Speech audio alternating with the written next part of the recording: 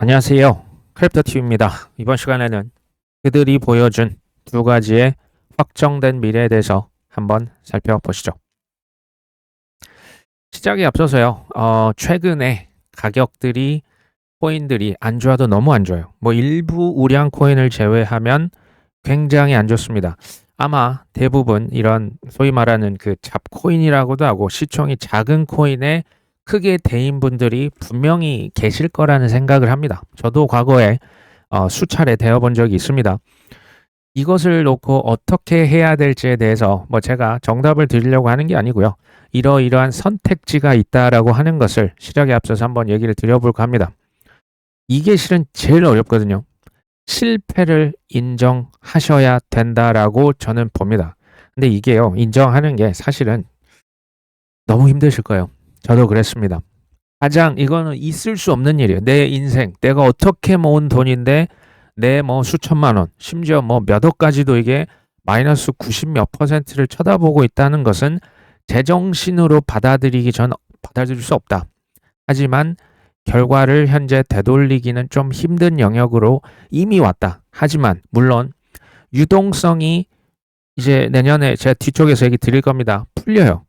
풀립니다. 그때 오를 겁니다. 근데 이전의 고점을 회복할 거라고 하는 기대 자체를 버리셔야 돼요. 그때 가서 손절이라도 하는 게 저는 나쁘지 않다라고 봅니다. 그게 첫 번째라면 지금 할 수 있는 건 뭐냐? 갈아타기입니다. 갈아타기는 뭐냐? 이거 한번 보십시오. 이게 쉬운 얘기들이 실은 아니에요. 하나도 없어요. 불량 코인, 현재 뭐 마이너스 92% 내가 들고 있는 코인입니다. 이 불량 코인인데, 그러니까 본인이 한번 생각을 하셔야 돼요. 불량이 아니면 들고 가시면 됩니다. 근데 만약에 양호한 코인이 최고점 대비해서 마이너스 78%다. 이러면 저는 불량 코인 팔고 양호한 코인으로 갈아탑니다. 이게 쉽냐? 쉽지 않다니까요. 현재 시점에서 정말 부득이하게 어쩔 수 없는, 근데 어차피 그래도 이 마이너스의 격차가 줄어져 있을 때, 적어져 있을 때 조금이라도 더 나은 쪽을 선택하는 건 어떻겠냐라는 얘기입니다. 이게 지금 정답이 아니에요. 그냥 본인이 보시고 본인에게 맞는 것을 선택하신 영역이요.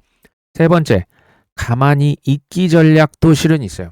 이건 뭐냐면, 그러니까 어떤 분들 이럴 수 있죠. 나 지금 마이너스 97%다. 무슨 얘기냐? 가만히 있으라니 그게 말이 되냐? 이게 들어보고 얘기를 판단하십시오. 2027년 현재 기준으로서는 27년도부터는 코인을 사고 파는, 특히 이제 팔았을 때 그 양도 수익에 대한 세금을 부과를 합니다. 그러면요, 이렇게 돼요. 미국 주식은 현재 이 과세 방식을 취하고 있습니다. 미국 주식에서 예를 듭니다. 올해 25년도에 뭐 테슬라 주식을 사서 내가 1억 원의 플러스가 됐다면 1억에 해당하는 뭐 이제 250만 원인가요? 공제를 제하고 나머지의 세율을 곱해서 세금을 내셔야겠죠.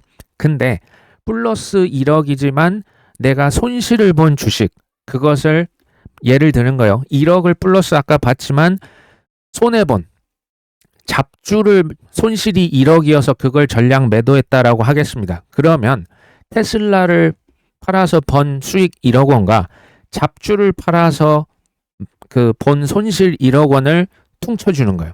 그러면 나의 양도세라고 하는 것은 수익을 봤을 때 세금을 내는데 1억 플러스였다가 1억 마이너스면 수익이 빵입니다. 세금 있습니까? 세금 없는 거예요. 이해되실까요? 이렇게 해서 활용하는 정말 부득이한 방법이 있을 수 있다라는 얘기를 드립니다. 저 같은 경우는 사실 아까 첫 번째 제가 얘기를 드렸던 유동성이 회복될 때 그 아픈 손가락, 그때 저는 손절이라도 하는 게 전 낫다 주예요. 그럼 현재는 저는 이제 가만히 있기 이것도 쉽지 않아요. 근데 저라면 실은 갈아타기 전략을 몇 번 취한 적은 있습니다. 쉽게 말하면 마이너스 92% 팔아서 마이너스 80% 코인에 묻었다라는 얘기예요. 현재 기준에서 냉철하게 봤을 때 그냥 내가 손해를 봤으니까 거기 그냥 자동적으로 물을 타는 게 아니고요. 현재 기준에서 이 코인이 더 낫다 싶으면 그냥 그쪽으로 저는 과감하게 탑니다. 손실 뭐 어쩔 수 없는 거죠. 저는 마이너스 92% 코인에 물타기를 하지는 않습니다. 이거 사람마다 다릅니다. 그리고 이제 이번 이런 경험을 제가 이제 뭐 했습니다. 저도 뭐 마이너스 97%, 8% 경험을 하다 보니까 이거는요. 이제 뼈에 새기는 교훈이라고 제가 썼지만 진짜 뼈에 새길 때 이 아픔이라고 하는 것은 정말 상상을 초월해요. 그래서 제가 뭐 오후반 선생님도 똑같은 얘기 하잖아요. 우량 코인 위주로 개수를 늘려라. 비중 조절을 무조건 해야 된다. 해지 자산을 동시에 가져가야 된다. 이렇게 해야 우리가 정말 풀 스윙이 막 왔다 갔다 할 때 정신을 차릴 수가 있다. 이 교훈을 어렵게 저도 배운 바가 있습니다. 참고로 이제 도움이 되시라고 한번 얘기는 드렸지만 도움이 되실지는 모르겠습니다. 어쨌든 현재 전문가들이 암호화폐 비축 기업, DAT 기업이라고 하죠. 내년에 생존 위기를 맞을 것이다. 비트코인 상승 이후에 우후죽순 많이 생겨났던 DAT 기업들은 시장 침체로 좀 많은 어려움을 겪고 있죠. 특히 알트코인을 비축하는 기업들 순식간에 사라질 수 있다. 자, 비트코인을 투자하는 것은 무한한 성장을 보장하는 해결책이 아니다. 단순 보유를 넘어서 수익을 내지 못하는 기업들은 하락장에서 살아나기 힘들 것이다. 뭐 100번, 1000번 많은 얘기입니다. 그리고 또 다른 사람은 DAT가 잘 운영이 되려면 신중한 포트 전략과 운영 유동성 확보, 그러니까 돈이 있어야 된다라는 얘기입니다. 무조건 막 올린 비트로 땡겨놓고 시장 떨어질 때는 이제는 뭐 물을 탈 수가 없겠죠. 그때 이제 장렬히 전사해서는 안 된다. 장기적으로 DAT가 현물 ETF, 코인 ETF랑 DAT 서로 경쟁해서 DAT가 만약에 살아남으려면 규제 준수 측면에서 누구랑 통합을 해야 된다? 전통 금융 인프라와 통합을 해야 할 것이다. 이것이 이제 우리가 생각하는 슈퍼 앱들이 뭐 코인베이스다, 크라켄이다, 뭐 바이낸스다, 우리나라 업비트다 계속 지금 그런 사례들이 많이 나오고 있습니다. 저는 코인 ETF 그리고 DAT라고 하는 기업들 있죠. 코인 바구니를 넓힐 수 있는 그들이 만든 도구라고 생각해요. 코인 ETF 그러니까 코인 쪽으로 돈을 쓸어 담는 거죠. DAT 마찬가지입니다. 근데 그들 입장에서는 이걸로요. 개미들, 일반 투자자들을 낚기에 딱 좋을 것이라고 저는 생각을 해요. 오해를 또 하시면 안 되기 때문에 주요 기업들 있죠. 이제 비트코인 ETF, 이더리움 ETF 파는 뭐 블랙락, 피델리티 이런 데가 망할까요? JP모건이 안 망합니다.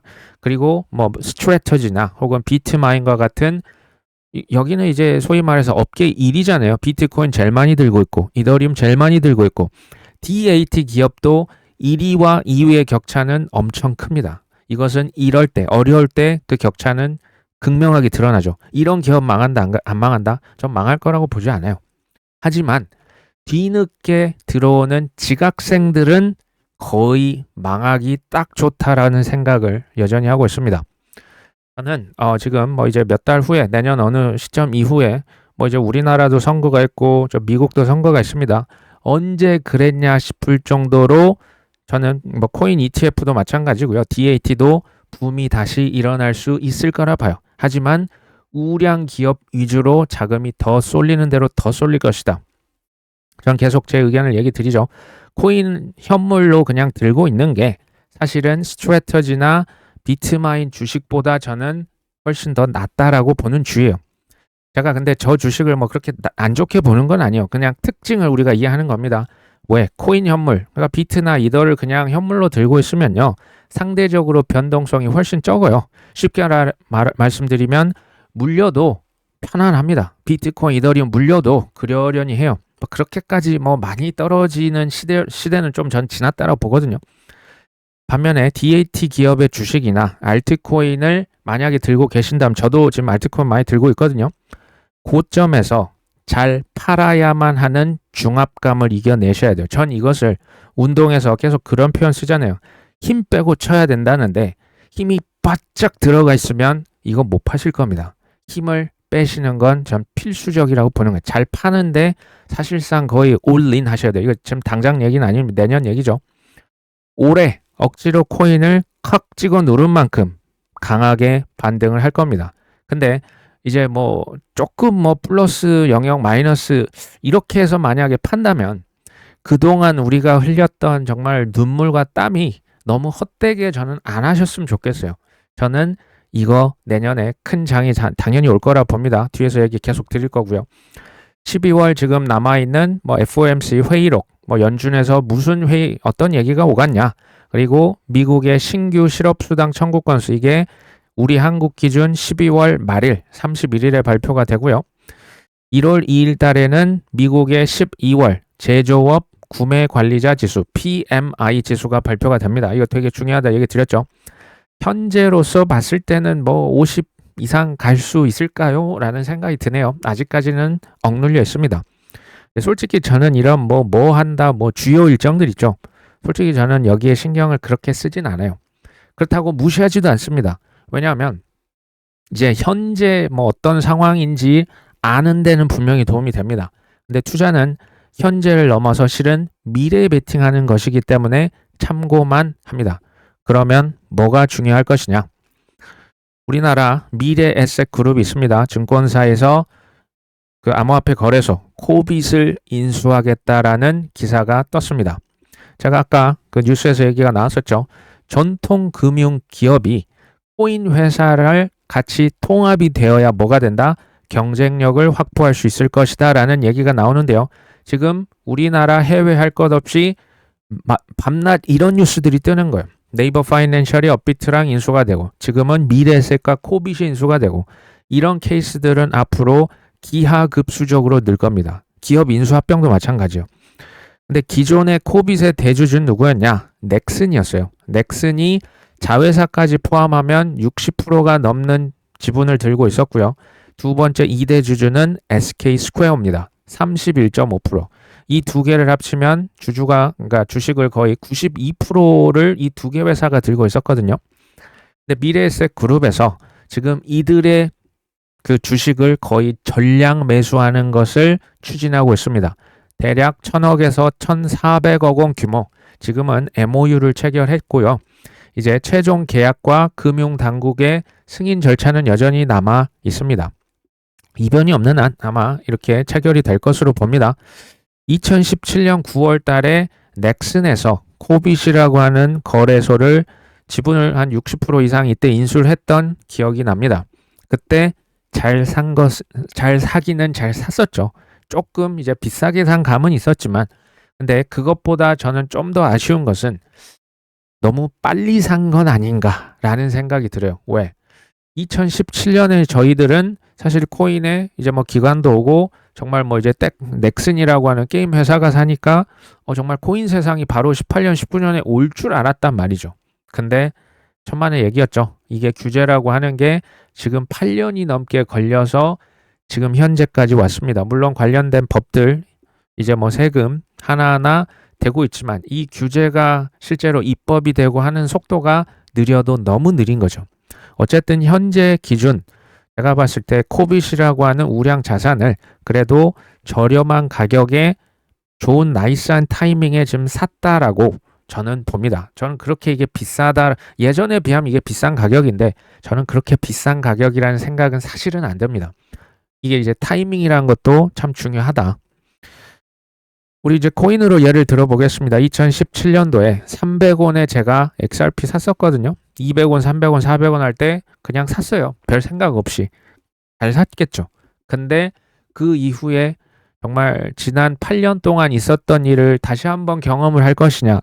저 같은 사람도 깨림칙합니다. 왜? SEC에서 뭐 소송을 4년, 5년을 잡아놓고 가격을 막 짓누르고 말도 아니었잖아요. 이게 뭐 거의 릿도속은 뭐 이거 빗도속, 이도속 그다음 이제 릿도속 아닙니까? 지금 XRP의 가격은 3,000원 이하입니다. 뭐 2,800원, 뭐 2,700원 왔다 갔다 하는데 지금 XRP는 저는 이전 뭐 8년 전 대비하면 뭐 거의 10배 가까이 오른 가격이긴 하지만 저는 지금 사는 게 훨씬 더 나이스하다라고 봐요. 왜냐하면 옛날에는 소위 말해서 이제 모든 그 답안지라고 하는 게 없었어요. 그러니까 유추만 해야 하는 그림이라고 하는 게 흐릿해가지고 그냥 우리는 그냥 뭐 시험 보면 꼭 찍는 느낌으로 그렇게 우리가 투자를 했다면 지금은 답안지를 그냥 대놓고 보여줬죠. 지금 현물 ETF가 나왔고 DAT 기업들이 나왔고 코인 대통령이 나왔고 시장 조작을 하고 있습니다. 하지만 눈에 보여진 것은 너무나 뚜렷해요. 전통 금융 기업들, 그 다음에 대기업들, AI 에이전트들, 뭐 휴머노이드 로봇들, 이 친구들, 이 기관들은 무조건적으로 코인과 혹은 코인이 토큰이 왔다 갔다 하는 망을 활용을 할 수밖에 없을 겁니다. 자, 해외 금융사에서 디지털 자산 관련 사업을 실제로 많이 합니다. 로빈후드, 당연히 예측 시장, 디지털 자산 코인 거래 하고 있죠. 블랙락 토큰화 MMF 펀드 출시했고요. 비트 이더리움 현물 ETF 잘 판매하고 있습니다. JP 모건은 예금 토큰만 적혀 있는데 우리 다 알고 계시죠? 온체인 MMF 펀드 이더리움 위에 올렸고요. 비트코인 이더리움 담보대출 하고요. 비트코인 구조화 채권이라고 해서 이것도 이제 그 파생상품 팝니다. 스트라이프 결제 서비스, 블록 마찬가지죠. 여기만 하냐? 아니죠. 피델리티가 블랙락보다 어떻게 보면 코인으로만 따지면 선배입니다. 2014년부터 비트코인 채굴 하고 있었지 않습니까? 골드만삭스 여기서도 비트코인 구조화 채권 팔고 있잖아요. 비자카드, 마스터카드 지난 하락장부터 웬만한 레이어 1, 레이어 2 다 섭렵하고 스테이블 코인 저가의 동침을 선택한 기업들이 저 신용카드 회사예요. 왜? 안 하면 사라지니까. 프랭클린 템플턴 RWA 비트코인 이더리움 ETF 예전부터 시작했죠. 스테이트 스트리트, 뱅가드, 미국의 대통령, 장관들. 사실은 세력 입장에서 생각을 해보면 이거 너무 쉬운 거 아니야? 땅 짚고 헤엄치기 아니야? 왜? 코인 관련해서 다 보여줬잖아요. 근데 밑장만 쓱 빼고 가격만 짓눌러 놓으면 헐값에 팔고 모두 주랭랑을 칩니다. 세력들 입장에서 생각해보면 그렇다는 거예요. 제가 볼 때는 쾌재를 부르고 있을지도 모르겠습니다. 우리는 그 반대로 가면 되겠죠. 그리고 뭘 도대체 받길래 그렇게 자신감이 있는지 이 두 가지 얘기를 드리려고 합니다. 첫 번째인데요. 미국에서 우주 패권의 재시동을 지금 50년 만에 달나라 가겠다라는 얘기입니다. 지금 나사의 신임 국장이 발표가 됐습니다. 이분은 트럼프 정부의 궤도 경제를 추진하겠다. 에너지 채굴, 통신 등 개발하겠다. 제가 이제 기사를 좀 확대를 해봤습니다. 궤도 경제, 달 탐험을 통해서 이게 무슨 얘기냐? 26년도 초, 이게 정확히는 2월 달부터 달에 사람을 보낸대요. 28년도에는 이제 달에 또 이제 그 사람 보내서 이제 아예 정복할 거의 기세입니다. 2030년까지는 달 기지 건설을 위한 핵심 인프라와 에너지용까지 확보를 하겠다. 보시면 달에서 위성통신, 우주관광, 연구활동 등 다양한 상업과 경제적인 이득을 추구하려고 하는 이거 이제 궤도 경제라고 하는데요.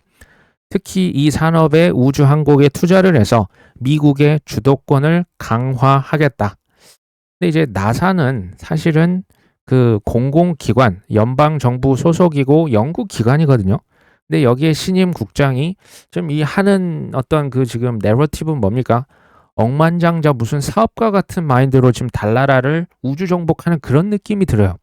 저는 이 아저씨가 또 생각이 납니다. 일론 머스크랑 좀 느낌이 비슷하거든요. 이 아이작먼 이제 신규로 오는 그 나사의 국장이 무슨 얘기했냐? 달에 가는 것 자체가 목적이 아니고 거기에 인프라를 구축하겠다. 아예 그냥 거기 이주할 기세인 거예요. 민간 기업에서 달을 채굴하고 핵 융합 발전의 에너지원으로 꼽히는 헬륨3 이것도 이제 추출을 하겠다. 그 다음에 데이터 센터 건설하고 달 궤도로 오가는 수송망, 위성 통신, 에너지 설비를 하나로 묶어서 새로운 산업 생태계를 만들겠다. 이게 나사라고 하는 게 우리가 생각하는 그 민간 기업은 아니잖아요. 연방정부 소속의 공공 연구기관인데 그렇다라고 하기에는 조금 상업적인 냄새가 실은 많이 나요. 그렇죠? 최근에 뉴스입니다. 신임 국장이 미국에서 트럼프 임기 내에 달에 다시 갈 것이다. 유임 비행, 아르테미스2 실행하는데 자신감을 보인다. 사진에 보이는 이분이 그 신임 국장, 아까 아이작만이라고 하는 분입니다. 여기서부터 중요합니다. 현재 나사 국장인 제러드 아이작먼은 누가 지명을 했을까요? 도널드 트럼프 대통령이 지명을 했습니다. 이게요, 이제 11월 달에 국장 후보자 지명을 했고 12월 17일에 최종 상원에서 승인이 됐죠. 이 아이작먼이 누구냐? 핀테크 스타트업 쉬프트4라고 하는 결제 기업의 창업자이고요. 억만장자입니다. 이미 성공하신 분이에요. 사업가죠. 그리고 우주 여행을 했던 경험이 있어요. 근데 그 우주 경험을 누구랑 같이 했냐? 일론 머스크의 스페이스X 우주선을 타고 민간 우주 여행을 갔다 왔던 분이고요. 사실은 일론 머스크의 최측근 중에 한 명이에요. 이게 핵심입니다. 그는 대통령 임기 두 번째 우주 비행사를 다시 달로 정착을 시킬 것이고 우주궤도 경제 실현을 시키겠다. 투자는요, 현재가 아니고 미래의 예측을 하고 베팅을 하는 거지 않습니까? 근데 베팅이기 때문에 틀릴 수 있는 확률이 항상 있다 없다? 항상 존재합니다. 그러니까 이거 제 의견이 뭐 지금 무조건 맞다 틀리다라고 보시면 안 돼요. 그러니까 참고만 하시는 겁니다. 저의 생각은 내년도에 트럼프 대통령과 일론 머스크의 사업은 수직 상승할 것으로 저는 보고 있습니다. 트럼프 대통령 뭡니까? 다 코인하고 있잖아요. 일론 머스크 뭐합니까? 뭐 물론 여러 가지 하지만 쉽게 말하면 AI와 우주 관련된 산업 쪽으로 뭐 휴머노이드 이게 다 엮여 있잖아요. 저는 수직 상승하는 해가 될 거라고 봅니다. 그리고 이 둘 과거에 싸웠지 않습니까? 근데 싸웠든지 어쨌든지 저는 지금부터 무조건 화해할 수밖에 없다라고 베팅을 하는 거예요. 과거에 혹시 기억나십니까? 올해 4월이었습니까? 관세 전쟁, 미국과 중국 이게 이제 정점으로 치달을 때 제가 계속 얘기 드렸던 거 혹시 기억하십니까? 미국과 중국은 절대 치킨 게임으로 서로 부딪히지 않을 것이다. 왜? 부딪히면 둘 다 죽겠는데, 둘 다 죽거든요. 진짜 죽습니다. 그런 선택을 트럼프 대통령과 시진핑이 할 것이냐? 당연히 저는 노였습니다. 지금도 노입니다. 마찬가지요. 트럼프 대통령과 일론 머스크 과거에 뭐 어쨌든 저쨌다 무조건 화해합니다. 이미 화해를 사실은 했어요. 왜? 트럼프 대통령은 일론 머스크가 무조건 필요해요. 왜? 선거에서 이기려면. 일론 머스크는 트럼프가 절대적으로 필요해요. 왜? 사업 우주 관련된 이거 다 인허가가 들어갑니다. 우주 그 예산부터 해가지고 인허가권이 다 정부에 있는데요. 절대적으로 둘이 필요한 겁니다. 사실은 이 아이 장먼이 나사 국장 후보로 작년 12월부터 지명이 됐는데 올해 5월달 이것을 트럼프 대통령이 철회했어요. 그리고 이제 다시 지금 어렵게 돌아서 왔는데 그때 왜 철회를 했냐? 이유를 얘기는 안 했는데요. 이게 뭐냐면요. 지난 6월 달에 트럼프 대통령이 일론 머스크랑 어땠 사이가 좋았습니까? 안 좋았습니까? 엄청 안 좋았잖아요. 그래서 일론 머스크의 최측근인 아이 장먼이라고 하는 당시 나사 국장 후보를 걷어찼던 거예요. 근데 지금 어떻게 됐습니까? 다시 됐잖아요. 이게 무슨 얘기입니까? 화해했다는 얘기예요.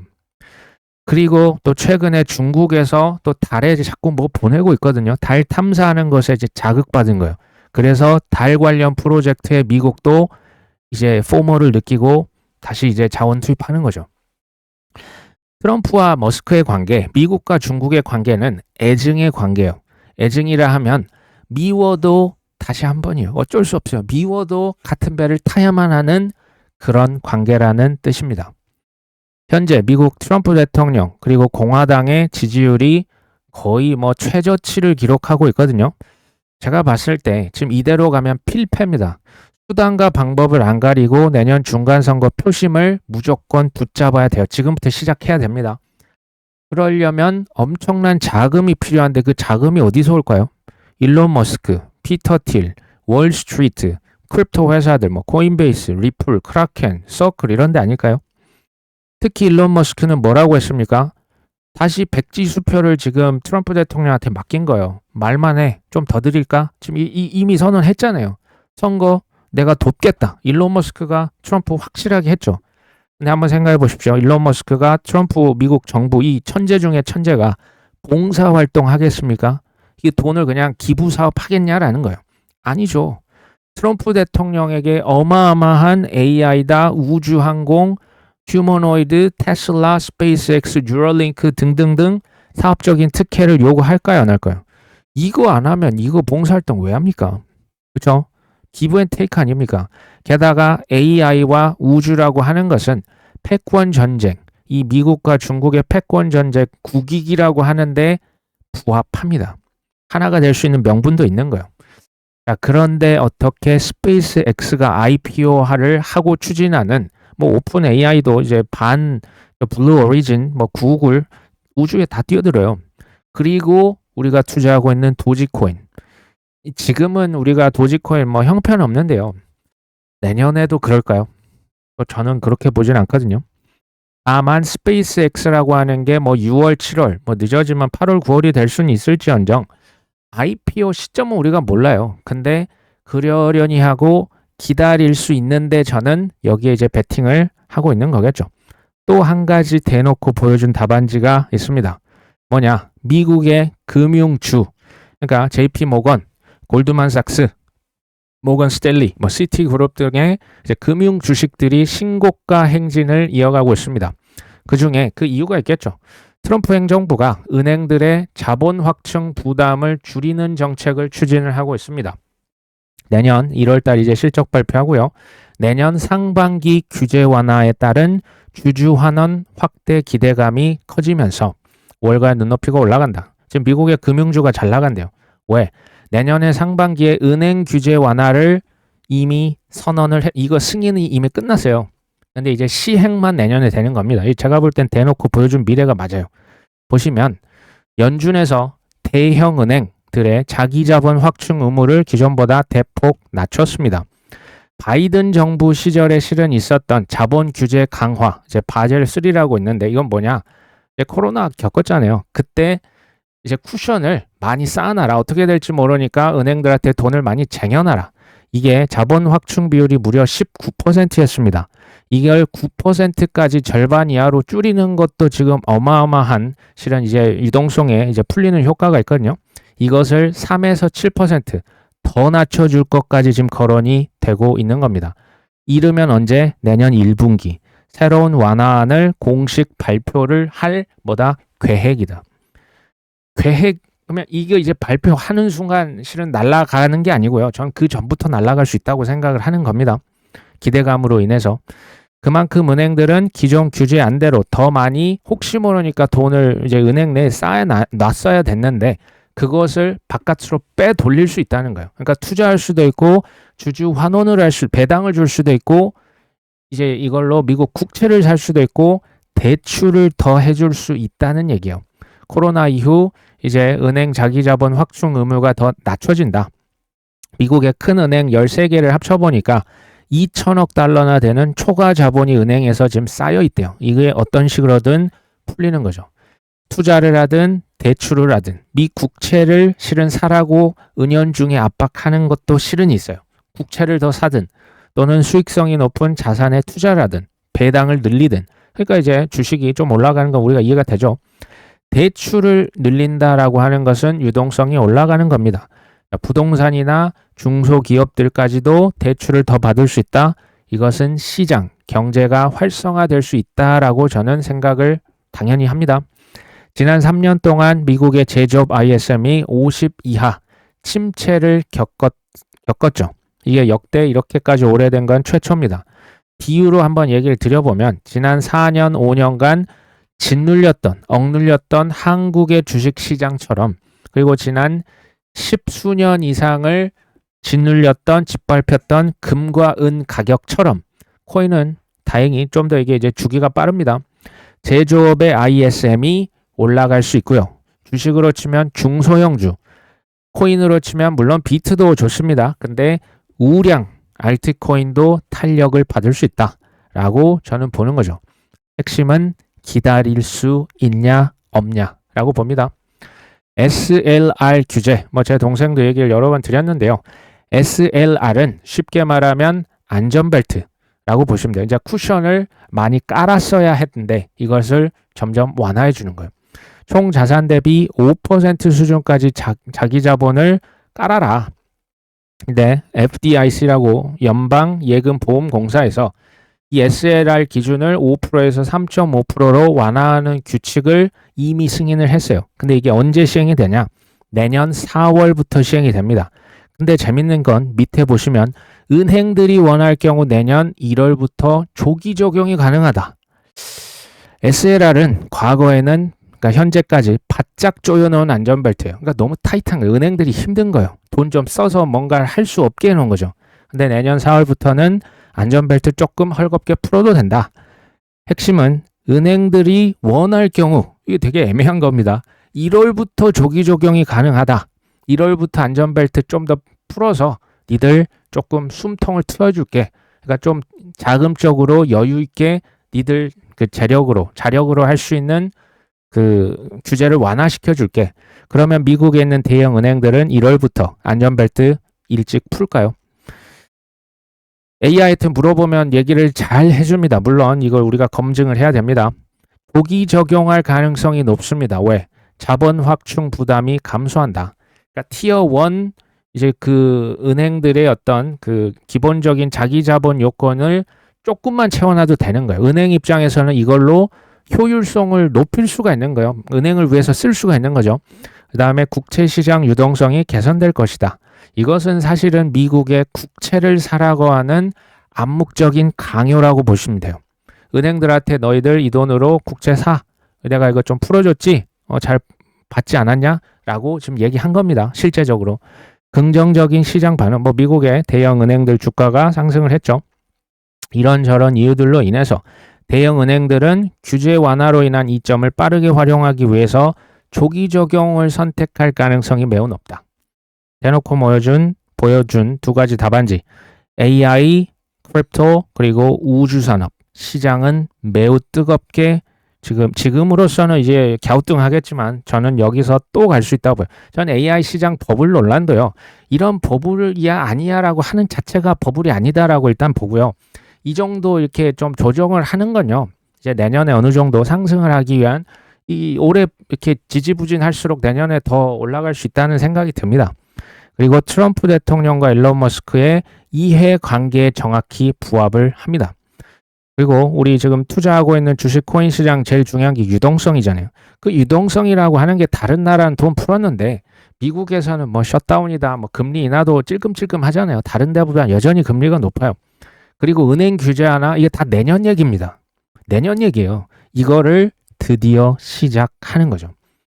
근데 제가 두 가지만 얘기 드렸죠. 이것만 있는 게 아닙니다. 지금 트럼프 대통령이 각종 지원금 나눠주겠다, 관세를 이렇게 그게 아니어도 이제 여러 가지 명목으로 돈을 찍어서 우리 실제적인 국민들의 호주머니로 집어넣어주겠다. 세금을 깎아주겠다. 세금을 세상 최대로 환급해주겠다. 물가는 낮춰주겠다.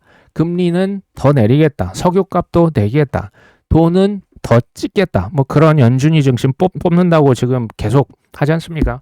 지니어스법이다, 클래리티다, 또 알트코인, 지수 관련된 코인 ETF들 쏟아지는 거죠. 이게 다 별도예요. 그렇죠? 투자의 100% 정답은 그럼에도 저는 없다고 봐요. 저는 이 시나리오에 베팅을 했을 뿐이고요. 우리 구독자분들께서도 이거 참고만 하시는 거고 본인이 생각하시는 소견에 맞게 베팅을 하는 거예요. 베팅은 틀릴 수 있습니다. 실패할 수 있음을 우리가 각오하고 던지는 거예요. 향후 정말 2년이다, 3년이다, 내년도 쭉 흘러내릴 것이다 라고 확신을 하신다면 떠나실 수도 있고 정말 숏을 하실 수도 있고 아니면 다른 자산을 선택하시는 것은 모두 본인 선택의 영역이십니다. 다만 제가 봤을 때 이런 일은 없었으면 좋겠다. 지금 이제 금에 이어서 은 가격이 심상치 않습니다. 이런 짤들이 돌아다녀요. 1온수당 20달러 할 때는 아무도 없더니 이제 79달러, 80달러 육박하니까 정말 줄을 그렇게 해서 요즘 실버 바도 그렇게 잘 팔린다고 합니다. 코인으로 그대로 바꿉니다. XRP가 2,700원인데 별로 지금 반응이 뜨뜻미지근하거든요. 리플이 10,000원 가도 그럴까요? 저는 아닐 거라 보거든요. 도지코인 지금 한 180원 언저리 왔다 갔다 이제 200원 여전히 밑에서 놀고 있는데 도지코인이 나중에 1,800원 가도 1달러가 넘어가도 그럴까요? 솔라나 지금 18만원, 19만원 왔다 갔다 하지 않습니까? 솔라나가 80만원, 90만원 가도 지금 이렇게 사람이 한산할까요? 저는 아닐 것 같은데요.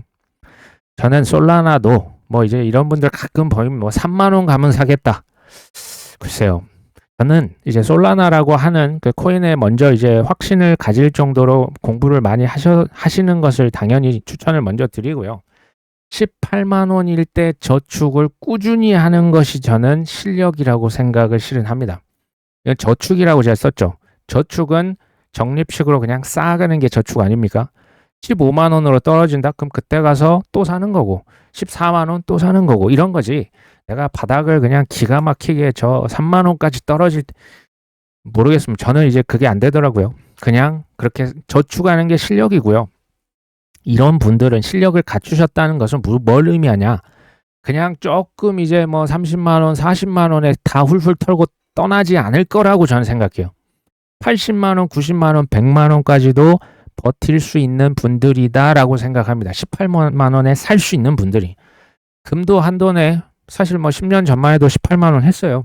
그때 18만 원, 10몇 년 전에 매수를 했다가 지금 이제 팔 때는 또 이제 그 살 때랑은 좀 가격이 다르더라고요. 마진이 너무 붙는데 어쨌든 7, 80만 원에 팔 수 있다. 10수년 기다렸다 이 파는 거, 전 파는 것도 실력이라고 생각해요. 사는 것도 실력이지만 지금 금을 한돈 살려고 하면 이제 금반지 이제 무슨 우리 손주들 금 한돈에 93만 원 합니다. 이거 매수 이제는 쉽지는 않은 거죠. 근데 지금 산다라고 하는 것은 글쎄요. 과연 금 한돈이 뭐 120만 원 됐을 때 그거 던지고 나갈 수 있습니까? 쉽지 않을 것 같습니다. 130만 원, 150만 원 갈 것 같은데요. 이러면 이제 또 어떻게 생각하냐? 에이, 금이니까 아무 가격에 사도 되지 않아? 에이, 비트니까. 정말 그렇던가요? 저는 아니던데. 비트코인도 쌀 때 사는 거지 비쌀 때 사면 좀 가슴이 별로 이렇게 기분이 좋지 않던데요. 그리고 좋은 코인, 좋은 자산이라고 하는 것을 찾았다라고 한다면요. 이것은 수량을 지금 꾸준히 늘려갈 때라고 저는 봅니다. 어떤 분들 이런 매수기엔 그만 줬으면 좋겠다. 저는 이거 영원하지 않을 거라고 봅니다.